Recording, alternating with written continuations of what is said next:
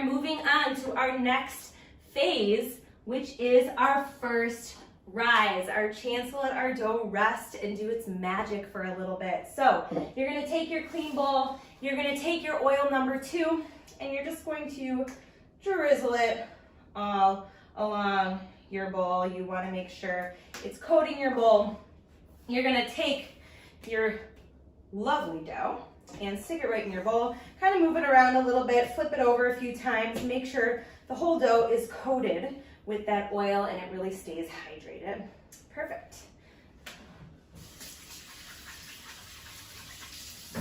All right, so now we are going to cover our dough, and like I mentioned before, you can use a dish towel or you can use plastic wrap, whatever you prefer. I'm gonna use a dish towel, and I like to dampen my dish towels just a little bit, just to make sure that moisture stays in our dough. So it really does not have to be too wet. You don't want it too wet. Just creates a little bit of humidity in our dough. All right.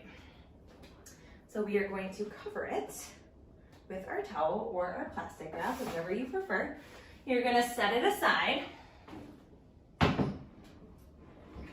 And you are going to let it rise for a minimum of 2 hours. Now, minimum of 2 hours. It really has to do its magic. Maximum, if you have time, let it sit for 3. And now I know that's a long time. Not everybody has this much time. I would say 4 or 5 hours from start to finish to bake a challah. So if you want to split this up into 2 days of baking, you can certainly do that. And this is where you would stop for day 1.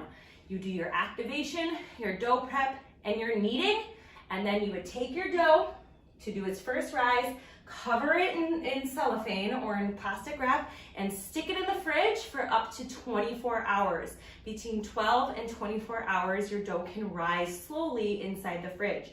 The yeast doesn't die in the cold, it just slows down, so it needs a longer time to rise if it's going to be cold. So if you're looking to split up your baking days, start with what we just did on day 1. Take your dough, stick it in the fridge for the next 12 to 24 hours, and come back with us tomorrow as we pick up and do the last and final phases for our dough.